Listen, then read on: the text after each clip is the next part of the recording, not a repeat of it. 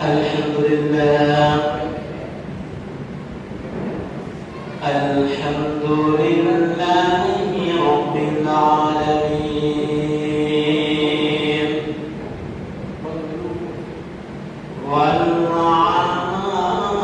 والعاقبة للمتقين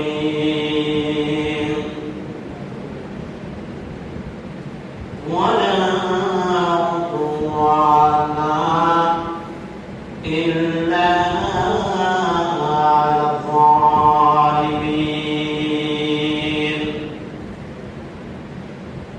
ومن تبعهم بإحسان إلى يوم الدين الذي أرسل إلى الناس كافة بشيرا ونذيرا وداعيا إلى الله بإذنه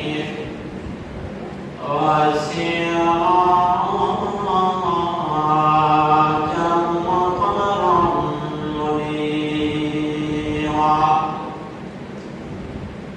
أما بعد فقد قال الله تعالى في كلامه المجيد وفي فرقانه الحميد أعوذ بالله من الشيطان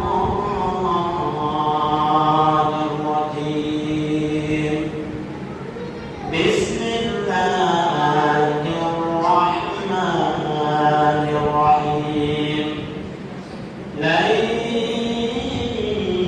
ينال الله لحومها ودماؤها ولكن يناله التقوى منكم بارك الله لنا ولكم في القرآن العظيم ونفعنا وإياكم بالآيات والذكر الحكيم إن الله وملائكته يصلون على النبي يا أيها الذين آمنوا صلوا عليه وسلموا تسليما اللهم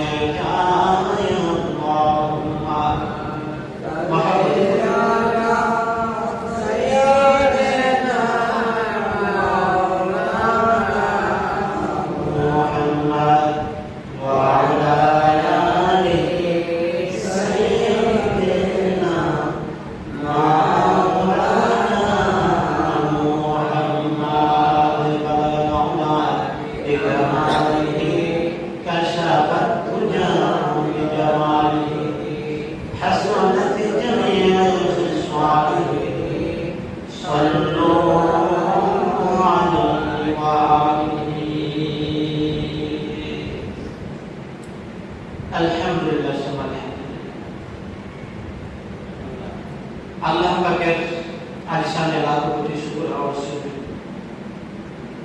যে আল্লাহ রাব্বুল ইজ্জত আমাদেরকে অত্যন্ত মহব্বত করে দুনিয়ার বিভিন্ন ব্যস্ততা থেকে ফারেক করে নামাজের আগ মুহূর্তে আল্লাহ সুবহানাহু ওয়া তাআলা আমাদেরকে আল্লাহর ঘর মসজিদের মেহমান হিসেবে কবুল করেছেন। এর পাশাপাশি কোরআন এবং হাদিস থেকে মূল্যবান কিছু আলোচনা করার এবং শোনার তৌফিক দান করেছেন। এই জন্য আমরা সকলেই আল্লাহ সুবহানাহু ওয়া তাআলার সেই নিয়ামতের মোকাবেলায় অন্তরের অন্তঃস্থল থেকে একবার কালিমাত শুকর আদায় করি। সকলেই জোরে শুরু বলে আলহামদুলিল্লাহ। আমরা যদি আগে মসজিদে এসে আলহামদুলিল্লাহ অন্তর থেকে বলতে পারি, আল্লাহ সুবহানাহু ওয়া তাআলা আমাদেরকে সবসময় আগে রাখবেন। আমরা কখনো পিছিয়ে পড়বো না, পিছিয়ে হবো না। দেখা গেছে এই সপ্তাহে আমরা আগে আগে মসজিদে চলে আসলাম, কিন্তু শুকর আদায় করলাম না, অন্তর থেকে আলহামদুলিল্লাহ বললাম না। আল্লাহ সুবহানাহু ওয়া তাআলা এর পরের সপ্তাহে আমাদেরকে আগে আসার তৌফিক দিবেন না, আগে আসার জন্য সুযোগ করে দিবেন না। না শুকরিয়া আদায় হয়ে যাবে। আর যদি আলহামদুলিল্লাহ বলে আল্লাহ তাআলার শুকর আদায় করতে পারি, আল্লাহ সুবহানাহু ওয়া তাআলা বলবেন আমার বান্দা মসজিদে আগে গিয়ে আলহামদুলিল্লাহ আলহামদুলিল্লাহ বলতেছে, এরা সারা জীবনে মসজিদের সামনে দেখা হবে না। মক্কা মদিনায় আমি আমার বান্দাকে আমি আলহামদুলিল্লাহ বলার ব্যবস্থা করিয়ে দেব। সুবহানাল্লাহ। আল্লাহ তাআলা ঘোষণা, যে ব্যক্তি আমার নিয়ামত পায় শুকর আদায় করবে, নিয়ামত পাইয়ে দেব। শুকর আদায় করবো না, নিয়ামত ছেড়ে দেব। তাহলে মসজিদে আসা, কোরআন হাদিস থেকে কথাবার্তা শোনা, এগুলিকে আল্লাহ তাআলা নিয়ামত কি নিয়ামত না? নিয়ামত। এই নিয়ামতে আমরা কতজন বসতে পারি, আসতে পারি? কতজন আসতে পারি? হাতে গোনা কয়েকজন। আর অধিকাংশই আমরা বয়ানের শেষে আছি, শেষ দিকে আছি। আরে দিন মজলিসে, কোরআনের মজলিসে বসে থাকলেও সব আল্লাহর পক্ষ থেকে রহমত বর্ষিত হয়, সাকিনা বর্ষিত হয়। ফেরেশতা আজমাইন এই দিন মজলিসকে রহমতের পাকা দ্বারা বেষ্টন করে দেন। দিনে মজলিসে বসলাম, মনোযোগ দিলাম না, তবুও সব সাকিনা বর্ষিত হয়। এই জন্য আমরা দিনে মজলিসে আগে আগে বসার চেষ্টা করি।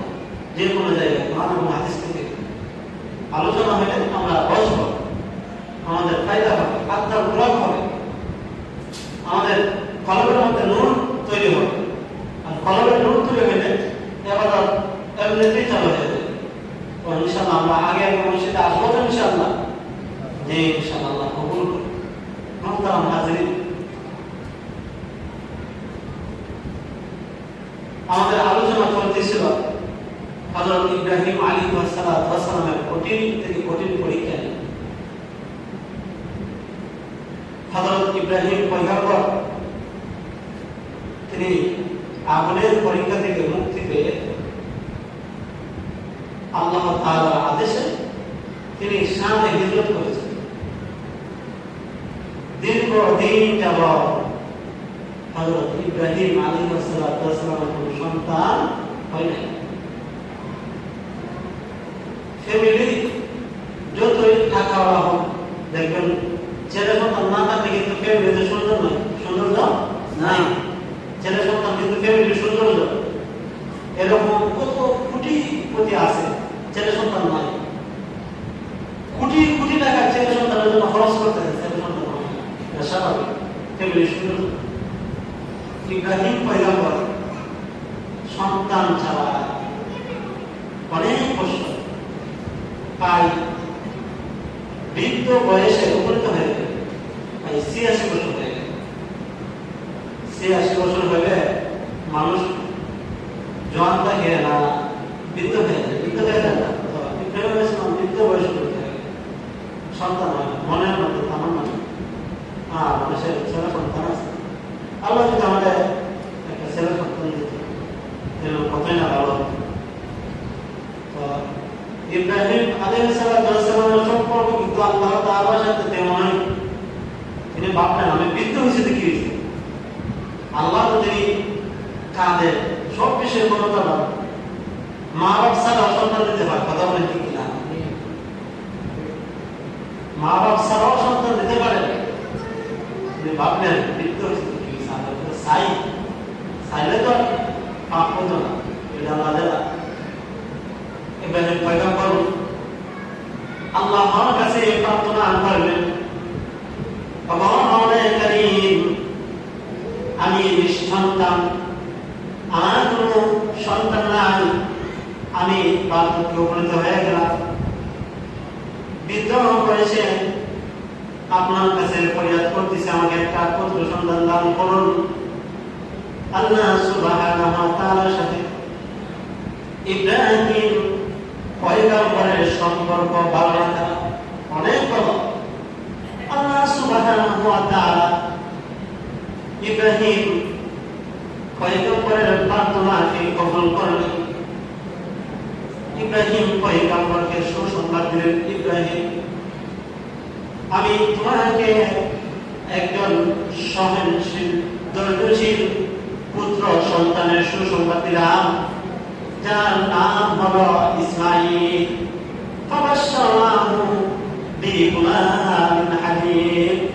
আমি ইব্রাহিম পয়গম্বরকে একজন ধৈর্যশীল সন্তানের সুসংবাদ দিলাম। আল্লাহ সুবহানাহু ওয়া তাআলা ইব্রাহিম পয়গম্বরের ঘরে একজন পুত্র সন্তান দান করলেন, তার নাম কি? ইসমাঈল আলাইহিস সালাম। অনেক কান্নাকাটি করে বার্ধক্য বয়সে আল্লাহর কাছে ফরিয়াদ করে একটা কলিজার টুকরা সন্তান আল্লাহ তাআলার কাছ থেকে চেয়ে আনলেন। ওই কলিজার টুকরা সন্তান যখন একটু বড় হলো, চলা ফেরা করার মতো তার সামর্থ্য হলো, তাফসীরের কিতাবের মধ্যে আছে ইসমাঈল আলাইহিস সালামের বয়স যখন 13 বছর হলো, বাবা কাজে সহযোগিতা করতে পারে, যেমন বয়সে উপনীত হলো, আল্লাহ সুবহানাহু ওয়া তাআলা আবার পরীক্ষা দিতে শুরু করলেন। অতীতে তো অনেকগুলো পরীক্ষা নিয়েছেন, আপনার পরীক্ষা নিয়েছেন, আপনার পরীক্ষা নিয়েছেন, ঘর বাড়ির পরীক্ষা নিয়েছেন, এগুলির মধ্যে সফলতা অর্জন করলেন।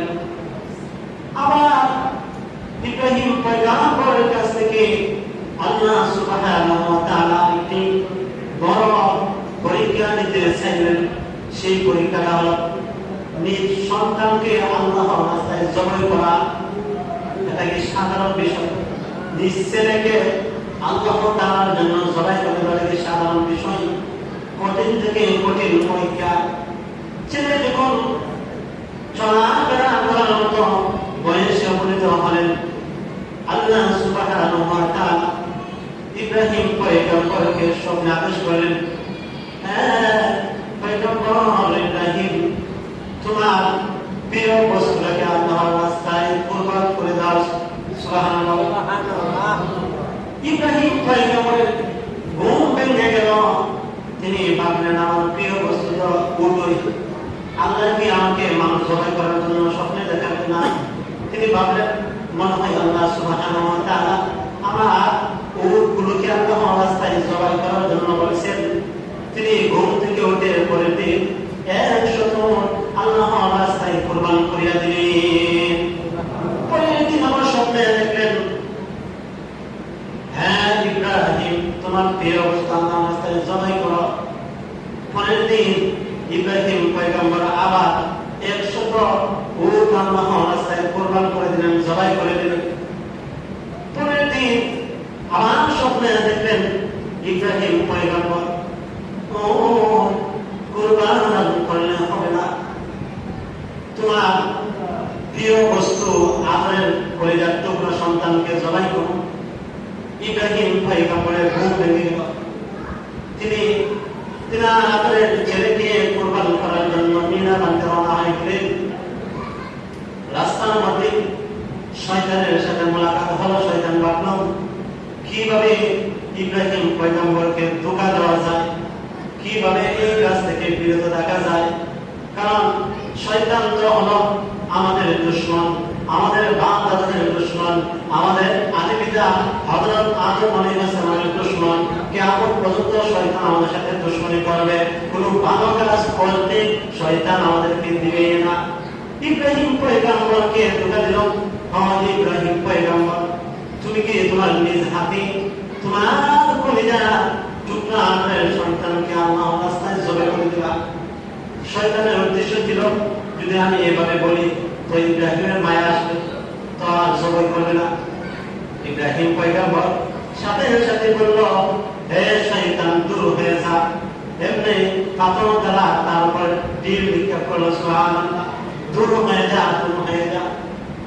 শয়তান সফলতা অর্জন করতে পারল না। আবার শয়তান চেষ্টা চালিয়ে গেল, আরেকটু সামনে অগ্রসর হলো। শয়তান আবার বলতে লাগলো, ইব্রাহিম তুমি যে স্বপ্নে দেখেছো মনে হয় এটা শয়তান দেখেছে। নাউযুবিল্লাহ, মনে হয় এটা শয়তানে দেখাইছে, এটা আল্লাহর পক্ষ থেকে হতে পারে না, শয়তানের পক্ষ থেকে হতে পারে। ইব্রাহিম পয়গম্বর আবার শয়তানকে বললেন, দূর হয়ে যা, তীর নিক্ষেপ করল।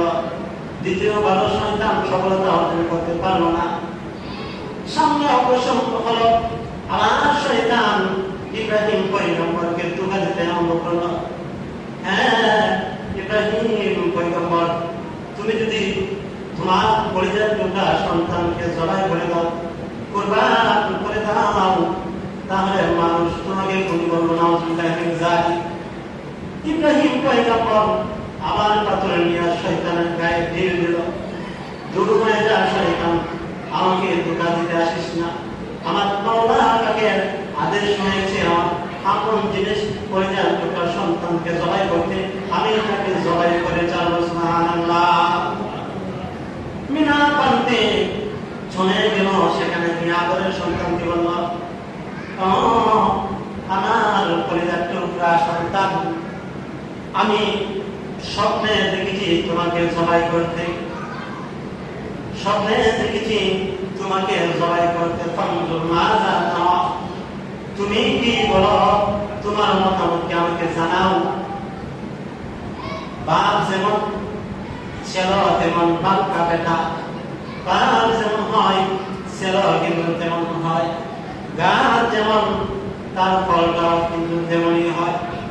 ইসমাইল আলাইহিস সালাম বলতে থাকলো, বাবা আদরের বাবা, যদি আল্লাহ তাআলার পক্ষ থেকে আদেশ হয়ে থাকে তাহলে আমি ইসমাইলকে আপনি জবাই করে, আমি ইসমাইলকে আল্লাহর রাস্তায় জবাই করে দেন। আপনি আমাকে ধৈর্যশীলদের অন্তর্ভুক্ত হইতে ইনশাআল্লাহ জবাই করে দেন।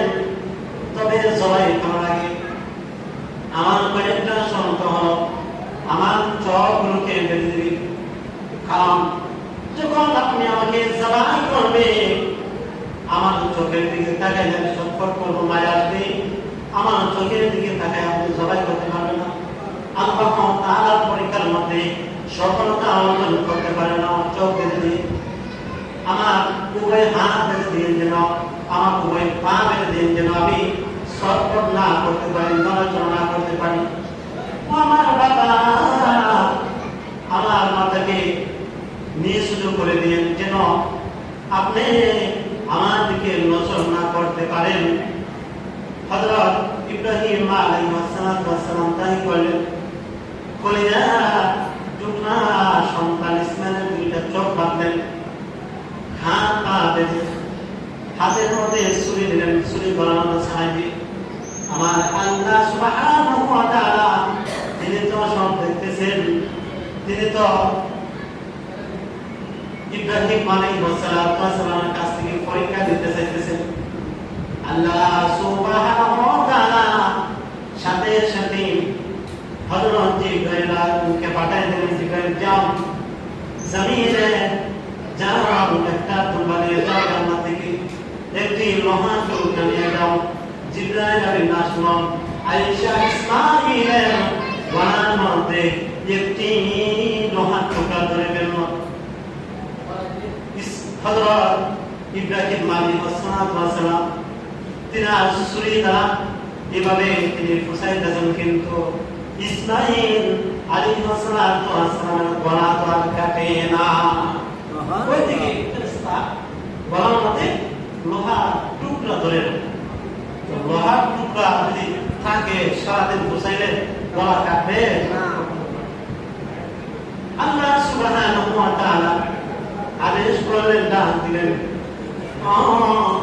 আমার পয়গম্বর, আমি তোমাকে পরীক্ষা করছি, আমি আল্লাহ তোমাকে পরীক্ষা করছি, তুমি পরীক্ষার মধ্যে শতভাগ অর্জন করেছ, তুমি তোমার পরিবার টুকরা সন্তানকে জবাই করতে হবে না, আমি দুম্বা বানাইছি, ওই ইসমাইলকে কুরবানির পরিবর্তে তুমি এই দুম্বাটাকে আল্লাহর নামে কুরবান করে দাও। সুবহানাল্লাহ।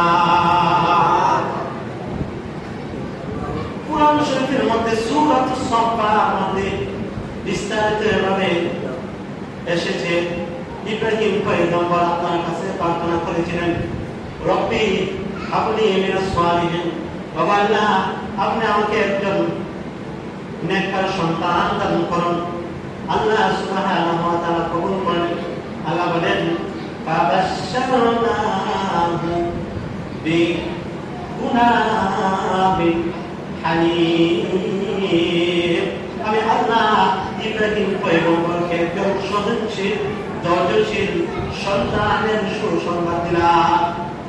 ফালাম্মা বালাগা মা'হু সা'য়া, যখন ইসমাইল আলাইহিস সালাম চলাফেরা করার মতো বয়সে উপনীত হলেন, আল্লাহ সুবহানাহু ওয়া তাআলা স্বপ্নে দেখালেন আদরের সন্তান ইসমাইলকে জবাই করার জন্য।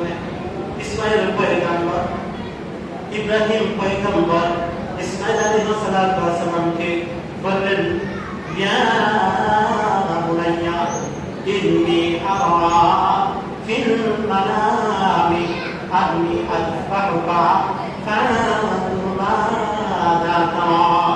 ও আমার আদরের ছেলে, আমি স্বপ্নে দেখেছি তোমাকে জবাই করার জন্য, তোমার মতামত কি? ছেলে বলল, ক্বালা ইয়া আবাতি, ও আমার আদরের বাবা, যদি আল্লাহ তাআলার পক্ষ থেকে আদেশ হয়ে থাকে আপনি আমাকে জবাই করেন। ক্বালা ইসমাঈল বললেন, ইয়া আবাতি ফাআল মা তু'মার, আপনি যে বিষয়ে আদিষ্টিত হয়েছেন সেই বিষয়ে আপনি বাস্তবায়ন করুন। সাতাজিদুনি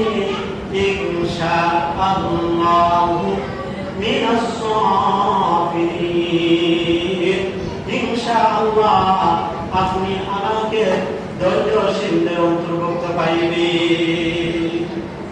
ফালাম্মা আসলামা ওয়া তাল্লাহু লিল জাবিন, উভয়জন যখন আত্মসমর্পণ করল, উভয়জন যখন বিনয় হল, ইব্রাহিম আলাইহিস সালাম নিঃসন্তানকে জবাই করার জন্য আর নিঃসন্তান জবাইকৃত হওয়ার জন্য উভয়জন যখন সম্মত হল, ওয়া তাল্লাহু লিল জাবিন, এবং ইব্রাহিম পয়গম্বর ইসমাঈল আলাইহিস সালামকে যখন কাজ করে মাটিতে শোয়াই দিলেন জবাই করার জন্য, ওয়া নাদাইনাহু আইয়া ইব্রাহিম, আল্লাহ বলেন আমি ইব্রাহিমকে ডাক দিলাম, ইয়া ইব্রাহিম قد صدقت الرؤيا, তুমি তো তোমার রুইয়া তোমার স্বপ্ন বাস্তবায়ন করেছো, সত্যায়ন করেছো। ইন্না কাযালিকা নাজিজিল মুহসিনিন, আমি আল্লাহ যেমনই ভাবে মুহসিনদেরকে, সৎ লোকদেরকে প্রতিদান দিয়ে থাকি। ইন্না হাযা লাহুয়াল বালাউল মুবিন, নিশ্চয়ই ইব্রাহিম পয়গম্বর এটা সুস্পষ্ট পরীক্ষা, আমি আল্লাহ তোমার কাছ থেকে পরীক্ষা নিয়েছি। ওয়া ফাদাইনাহু বিযিবহিন আযীম, আমি এই কুরবানির পরিবর্তে একটা সর্বশ্রেষ্ঠ কুরবানির পশু দান করে দিলাম। ওয়া তারাকনা আলাইহি ফিল আখিরিন, আমি আল্লাহ এই কুরবানির বিধানকে পরবর্তী লোক রেখে দিয়েছে। সুবহানাল্লাহ। তো আমাদের কুরবানি হযরত ইব্রাহিম আলাইহিস সালামের জামানা থেকে আসছে। পৃথিবীর শুরু জামানা থেকে কুরবানির বিধান ছিল, তবে কুরবানির বিধান ছিল ভিন্ন ভিন্ন ভিন্ন বিধান। হযরত আদম আলাইহিস সালামের জামানায় কুরবানির বিধান ছিল তারা কুরবানি করে পাহাড়ের মধ্যে রেখে দিত। যা কুরবানি আকাশ থেকে আগুন এসে নিয়ে যাবে, সেই কুরবানিটা আল্লাহর দরবারে কবুল হয়েছে বলে গণ্য হয়। আর যার কুরবানি আগুন এসে আকাশ থেকে আগুন এসে নিয়ে যাবে না, রেখে যাবে, তার কুরবানি কবুল হয় না। বিভিন্ন যুগে বিভিন্ন নবী আসমাইন করে তাদের কুরবানির বিধান ছিল, তবে তাদের বিধান ছিল অন্য। আর আমাদের বিধান এসেছে হযরত ইব্রাহিম আলাইহিস সালাম। তো আল্লাহ সুবহানাহু ওয়া তাআলা কি বলেছেন, পরীক্ষা দিয়েছেন যে আমি এই কুরবানির পরিবর্তে ইসমাঈলকে কুরবানির পরিবর্তে বিযিবহে নাযিম দান করেছি। সম্মানিত কুরবানির পশু আমি আল্লাহ ইব্রাহিমকে দান করছি। সেটা কি? জান্নাত থেকে পাঠানো দুম্বা ইব্রাহিম আলাইহিস সালাম কুরবান করেছেন। এবং এই কুরবানিটাকে কিয়ামত পর্যন্ত আল্লাহ সুবহানাহু ওয়া তাআলা মুমিন মুমিনাতের উপর ন্যস্ত করে দিয়েছে, রেখে দিয়েছে। ওয়া তারাকনা আলাইহি ফিল আখিরিন। আমি আল্লাহ এই কুরবানির বিধানটাকে শেষ পরবর্তী লোকদের জন্য রেখে দিলাম। কুরবান শব্দের শাব্দিক অর্থ হলো নৈকট্য অর্জন করা, নৈকট্য লাভ করা। কুরবান এটা ফার্সিতে ব্যবহার হয়, উর্দুতে ব্যবহার হয়, আরবিতে কুরবান শব্দটা কুরবান শব্দ থেকে এসেছে। কারুবা ইয়াকুরুবু, যারা আরবি ভাষা জানেন তারা বুঝবেন। কারুবা ইয়াকুরুবু অর্থ নৈকট্যবর্তী হওয়া। কুরবান শব্দটা কোথায় থেকে এসেছে? কুরবান শব্দ থেকে এসেছে, যার অর্থ হলো নৈকট্য লাভ করা, নৈকট্য অর্জন করা।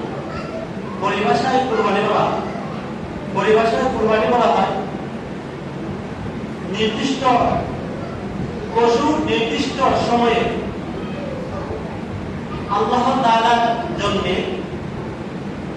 কুরবানির দিনে রক্ত প্রবাহিত করা বা কুরবানি করাকে পরিভাষায় কুরবানি বলা। অর্থাৎ আরো সহজভাবে বলা যায় 10ই জিলহজ বা 11ই জিলহজ বা 12ই জিলহজ, এই 3 দিনের ভিতরে কোন একদিন আল্লাহ তাআলার জন্য নির্দিষ্ট কোন পশু, গরু, ছাগল, উট, মহিষ, দুম্বা, ভেড়া, এগুলোকে আল্লাহর রাস্তায় কুরবান করাকে কি বলা হয়? কুরবানি বলা হয়। কুরবানির দিনে সবচেয়ে উত্তম আমল হলো আল্লাহর রাস্তায় কুরবানি করা। এই আমলের চেয়ে উত্তম কোন আমল নাই। আকাম রাসূলুল্লাহ সাল্লাল্লাহু আলাইহি ওয়াসাল্লাম বিল মাদিনাতি 10 সিনিনা লিদাহি। আল্লাহ নবী সাল্লাল্লাহু আলাইহি ওয়াসাল্লাম মদিনায় 10 বছর থাকাকালীন লিদাহি প্রতি বছর আল্লাহর রাস্তায় কুরবানি করেছে। শুধু তাই নয়, আবু হুরায়রা রাদিয়াল্লাহু তাআলা আনহু থেকে যে হাদিস আছে, যাদের সামর্থ্য আছে কুরবানি দেওয়া, কুরবানি করা, কিন্তু যারা আল্লাহর রাস্তায় কুরবানি করে না, আল্লাহর নবী বলেন তারা যেন কুরবানির ময়দানে না আসে, কুরবানি ময়দানের নিকটবর্তী যেন না আসে। কিভাবে? আল্লাহ রাসূল দমন দিলেন। আল্লাহ নবী সাল্লাল্লাহু আলাইহি ওয়াসাল্লাম বলেন, ও মুমিন মুসলমান, তোমরা তোমাদের দিলকে বড় করে আল্লাহর রাস্তায় মোটা তাজা পশু দেখে কুরবান করো। কেননা কিয়ামতের দিবসে আল্লাহ সুবহানাহু ওয়া তাআলা ফুলসিরাতের ফুল পার হওয়ার সময় ওই মোটা তাজা কুরবানির জন্তুকে আমাদের জন্য যানবাহন বানায় দিবে। যাদের কুরবানির পশু যত বড় হবে তাদের ফুলসিরাতের ফুলের বাহনটা তত মজবুত হবে, বড় হবে। কি বলেন? ফুলসিরাতের ফুল অতিক্রম করতে হবে কিনা? ফুলসিরাতের ফুল অতিক্রম ছাড়া জান্নাতে যাওয়া যায়? সবাই ফুলসিরাতের ফুল অতিক্রম করিয়া জান্নাতে যেতে হবে। প্রত্যেকে তাদের আমল অনুপাতে ফুলসিরাতের ফুল পার হবে। যাদের আমল ভালো হবে, বেশি বেশি ভালো হবে, তারা দ্রুত গতিতে ফুলসিরাতের ফুল বের হয়ে যাবে। তো রাসূল কি বলছেন? মোটা তাজা জন্তু দেখে আল্লাহর রাস্তায় আল্লাহ তাআলার জন্য জবাই করো। আল্লাহ সুবহানাহু ওয়া তাআলা কিয়ামতের দিবসে ওই কুরবানির জন্তুকে আমাদের জন্য কি বানায় দেবে? যানবাহন বানায় দেবে। এই যানবাহনের মাধ্যমে আল্লাহ সুবহানাহু ওয়া তাআলা আমাদের ফুলসিরাতের ফুল পার করে দেবে। ফুলসিরাতের ফুল পার করে আল্লাহর তৈরি জান্নাতে পৌঁছে দেবে। শুধু তাই নয়, আল্লাহর নবী বলেন যারা আল্লাহ তাআলার জন্য কুরবানি করবে কিয়ামতের দিবসে ওই কুরবানি জন্তু মাথার শিং পুরা পশম এগুলোকে উপস্থিত করা হবে, মিজান পাল্লায় স্থাপন করা হবে। والوزن يومئذ الحق فمن ثقلت موازينه فأولئك هم المفلحون। ওই দিন আল্লাহ সুবহানাহু ওয়া তাআলা মিজান পাল্লা স্থাপন করবেন। যাদের মিজান পাল্লা ভারী হয়ে যাবে, যাদের দাড়ি পাল্লা ভারী হয়ে যাবে, ওই দিন তারা সফল হয়ে যাবে। তো যদি আমরা কুরবানি করি তাহলে লাভ না লস? লাভ, লাভের শেষ নাই। দুনিয়াতেও লাভ, আখিরাতেও লাভ। দুনিয়াতে লাভ, সহজে কুরবানির জন্তুর বরকতময় গোশত বপন করা যায়। আদম আলাইহিস সালামের যুগে যে কুরবানি দিত, তারা কি গোশত খাইতে পারতো না? আকাশ থেকে আগুন এসে নিয়ে যেত। আকাশ থেকে আগুন এসে নিয়ে যাবে, তারা গোশত পাইব আর জন্তু পাইব। কিন্তু আল্লাহ সুবহানাহু ওয়া তাআলা আমাদের জন্য বিধানকে অনেক সহজ করেছেন। গোশত খাওয়া যায়, আবার সওয়াব পাওয়া যায়। তবে শর্ত হলো কুরবানি দিতে হবে একমাত্র লিল্লাহির জন্য, ইখলাসের জন্য। যদি গোশত খাওয়া না থাকে কুরবানি কবুল হবে। 7 শরীকে কুরবানি দিলেন, আমরা অনেকে 7 শরীকে, 3 শরীকে, 5 শরীকে, 6 শরীকে, 2 শরীকে কুরবানি দিই। শরীকানা কুরবানি দিন, কুরবানি হবে। তবে শর্ত হলো আপনার বংশীদার সে যেন হালাল টাকার মাধ্যমে আপনার সাথে শরীক হয়। 7 জনের কুরবানি দিলেন, একজনের টাকা হারাম, কারো কুরবানি কবুল হবে না। একজনের ইচ্ছা গোশত খাওয়ার জন্য কুরবানি, কারো কুরবানি কবুল হবে না। এই জন্য নিজে নিজে কুরবানি দেওয়া হতো। তারপরে যদি শরীকানা ভাই যারা মিলে আমরা কুরবানি দিতে চাই, তাহলে আমরা যাদের নিয়ত বালা মুত্তাকি মানুষ তাদেরকে দেখে আমরা কি করবো? কুরবানি দিব। আল্লাহ নবী সাল্লাল্লাহু আলাইহি ওয়াসাল্লাম সাহাবায়ে কেরামকে আদেশ করেছেন, সাহাবারা তোমরা কুরবানি করো, কুরবানি করো। কুরবানি জন্তুর প্রত্যেকটা পশমের বিনিময়ে আল্লাহ সুবহানাহু ওয়া তাআলা এক একটা করে লিখে দিবেন। সুবহানাল্লাহ। সাহাবায়ে আজমাইন প্রশ্ন করেন, ইয়া রাসূলুল্লাহ, ইয়া হাবিবাল্লাহ, যদি আমাদের কুরবানির জন্তু পশম বলা হয়, যেমন প্রাণী রয়েছে যেগুলোর পশম অনেক বেশি, সাহাবায়ে আজমাইন প্রশ্ন করলেন,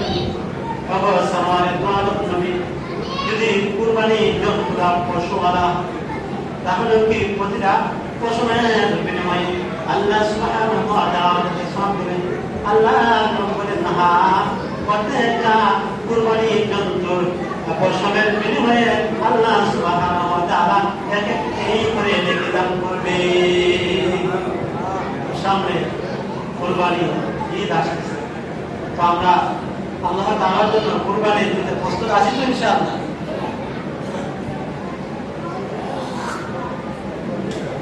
কাদের উপর কুরবানি ফরজ? সবাইকে কুরবানি দিতে হবে? সকলের উপর কুরবানি ফরজ। যারা সময় সংক্ষিপ্ত, আমি খুব সংক্ষিপ্ত আকারে বলছি, যারা নেশাব পরিমাণ মালের মালিক হবে তাদের উপর কুরবানি ফরজ। নেশাব কি?